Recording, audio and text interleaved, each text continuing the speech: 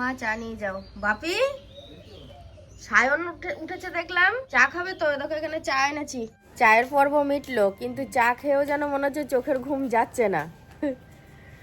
তো চোখের ঘুম এবার যাবে, যখনই কাজে হাত লাগাবো চোখের ঘুম চলে যাবে।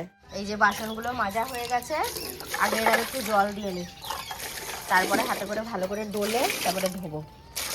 আরে আমার কর্তা এখনো ঘুমাচ্ছে, ওই যে একটু ফোন ধরে দেবে, ব্লগটা ঠিক করে করব, শেয়ার হচ্ছে না, নিজে নিজেই একটু করে কাজ করছি আর একটু করে ব্লগ করছি।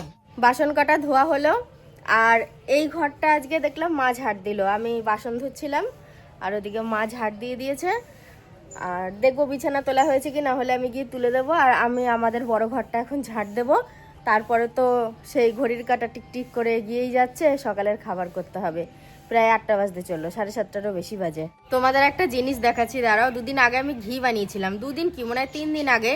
ঘিটা মানে এখন এত সুন্দর কালার এসছে আর এত ঘ্রাণ হয়েছে, যখন ঘিটা নামাই তখন খেজুর গুড়ের মতো দেখতে লাগছিল। আর একবার দেখাই তোমাদের, দাঁড়াও কেমন হয়েছে। ঘিটা কিন্তু অনেকটা ফুরিয়ে গেছে, হ্যাঁ দেখো কত সুন্দর হয়েছে, দেখেছো? মানে এই যে কালো কালো একটু ভাব দেখছো না, এগুলো আমাদের ছাকার প্রবলেমের জন্য হয়তো একটু ওই খাকিগুলো পড়ে গেছে, তো সেই কারণে হয়েছে। আর এত ঘ্রাণ বেরোচ্ছে না, পুরো দানা দানা হয়ে গেছে ঘিটা। জানি এর থেকেও অনেক ভালো ঘি হয়, কিন্তু আমি নিজের হাতে প্রথমবার মাখন দিয়ে বানিয়েছি তো, মানে যেমনই হয়েছে মনে হচ্ছে কি এটা যেন অরিজিনাল, এতে কোনো ভেজাল নেই, এই আর কি। আর খেতেও খুব টেস্ট। দুজনে একসাথে গেলাম হসপিটালে।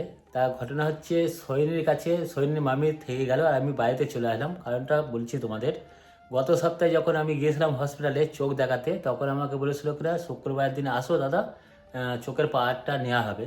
তা আমি আজকেও আবার গিয়েছিলাম, যাওয়ার পরে আমাকে বললো দাদা আধার কার্ড নিয়ে এসছো? আমি বললাম না নিয়ে আসিনি। আধার কার্ডটা আবার নিতে বাড়িতে আসলাম, সাথে সাথে মোবাইলটাও নিয়ে আসলাম, কারণ ভিডিও এডিট করবে বলে।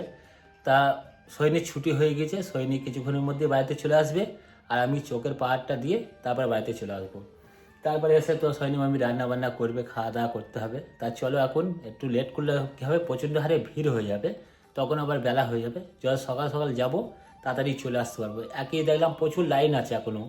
তা আমি বললাম করে এখন যে বাড়ি যাচ্ছি আবার আসবো বলে চলে আসবা, অসুবিধা হবে না। তা চলো আধার কার্ডটা খুঁজি এখন কোথায় আছে, আমি সঠিক জানি না কোথায় আছে।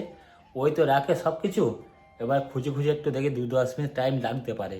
এখন আমার কর্তা ঘি দিয়ে ভাত খাবে, বলো বাড়িতে বানিয়ে, তাই তো? হ্যাঁ আবার কি, ঝোলে অম্বলে টকে সবেতেই খাওয়া হচ্ছে, খেয়ে নাও। একদম ঠিক বলেছো। একটু গরম গরম ভাতে, একটু গরম গরম ঘি। তরকারিও লাগে না বলো? না তোর তো শরীর খারাপ, কম বেশি সবাইকে বলেছিলাম। এই যে হসপিটাল থেকে ছুটি হয়ে আজকে শ্যাম্পু ট্যাম্পু করেছে। শরীর কেমন আছে বল? ভালো আছে। আজ সন্ধ্যাবেলা প্লেট বিরিয়ানি হবে, তাহলে চিকেনের গ্রেভি দিয়ে।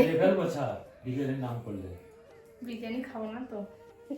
তাহলে চিকেন, মামা গীতাটা সত্যি রেগে বলেছে। এখন আলু ভাতে ভাত খাবো। এখন আলু ভাতে ভাত খাবে? না না, আলু ভাতে ঘি দিয়ে ওকে হসপিটাল থেকে নিয়ে আসলাম, আমি গিয়েছিলাম ছুটি করিয়ে আনতে। তো এসেই বললো খিদে পেয়েছে, দিয়ে কটা বিস্কুট খেয়ে নিল। দিয়ে আমি ওর মাকে বললাম যে ওকে আগে খেতে দিয়ে দাও, সকাল থেকে খাইনি। দিয়ে খেয়েছিলি ভাত তখন? দিয়ে তারপরে আর খেয়েছিস? থাক, এখন আর খেতে হয় না। আর বলিস না, আমার এই বা চোখে মানে উপরে চোখের পাতা গিয়েছে।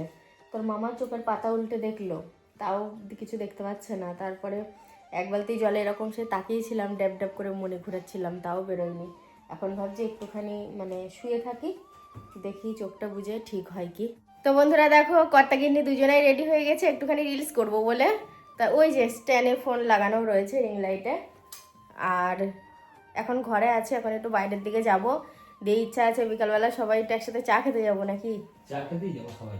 হ্যাঁ, একটু চাটা খেয়ে আসবো।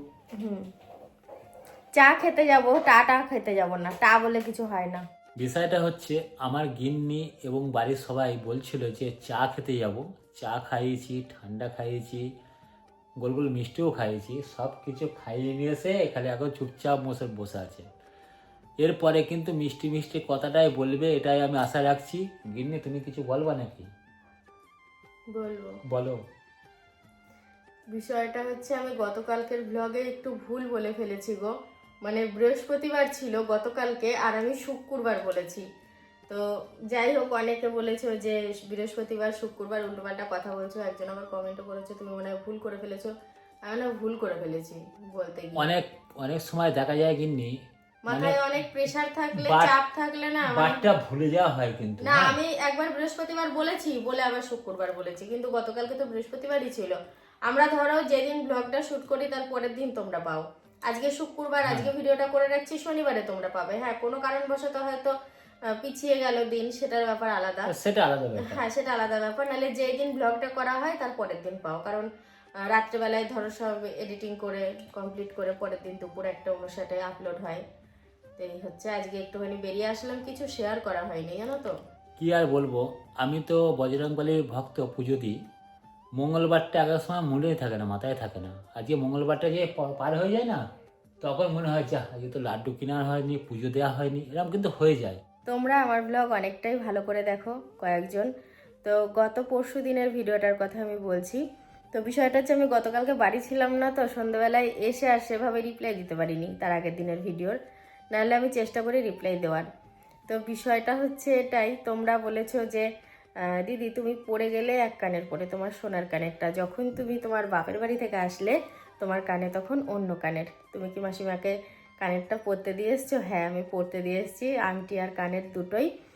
আর ওই জন্য অন্য কানের পরেছিলাম। সত্যি তোমরা অনেক ভালো করে লক্ষ্য করে তারপরে ভিডিও দেখো, এটা আমি বুঝতে পারছি। না হলে কি করে ধরলে বলো, আমি তো বলিও নি। আর আমি আর একটা জিনিস পরে এসেছি, দাঁড়াও দেখাই। এটা আমার না, এটা আমার মায়ের। এই যে এই কি বলে, নোয়া বাঁধানো। হ্যাঁ, নোয়া বাঁধানোই বলে। এই যে একটা নোয়া বাঁধানো রয়েছে পাতের, এটা আমি পরে এসেছি, এটা মায়ের। আর একটা আংটি আর ওই কানেরটা পরতে দিয়েছি মাকে। তবে আমি পরতে দিয়েছি বলে মানে আমি এটা পরে এসেছি সেটা নয় একদমই। তো মাই বলল, না আমি প্রথমে বললাম যে তো আমার কিন্তু প্রথমে এরকম একটা নোয়া বাঁধানো ছিল, দি বললে না তুই এটা পর এরকম।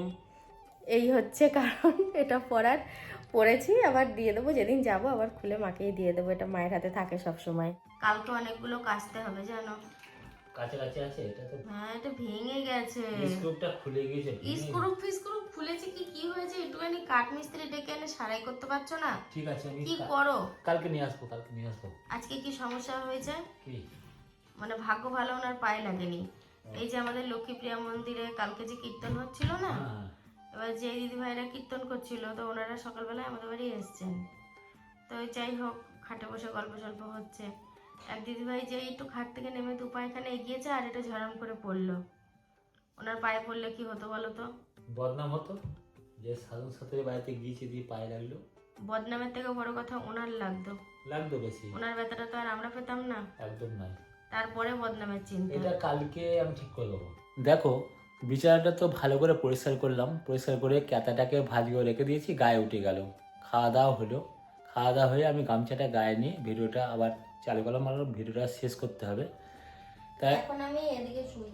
জায়গাটা চেঞ্জ হয়েছে। জায়গাটা চেঞ্জ হওয়ার কারণ হচ্ছে এদিকে যে পাখাটা আছে না, হাওয়াটা এখানে স্পষ্ট হয়ে পড়ে, কারণ ও রাত্রিবেলা একটু ঘেমে যায়। আমার তো ঠান্ডা ঠান্ডা ভাব আছে, আমি পাখার হাওয়াটা এখন নিতে চাইছি না, গরম খুব পড়বে তারপর নেব। তো আজকের মতন ভিডিওটা নিয়ে শেষ করে দিই নাকি? হ্যাঁ হ্যাঁ, শেষ করবো। তো আজকের মতো ভিডিওটা আমি এখানেই শেষ করলাম। সবাই ভালো থেকো, সুস্থ থেকো, দেখা হবে নতুন একটা ভিডিওর সাথে। Tata, good night.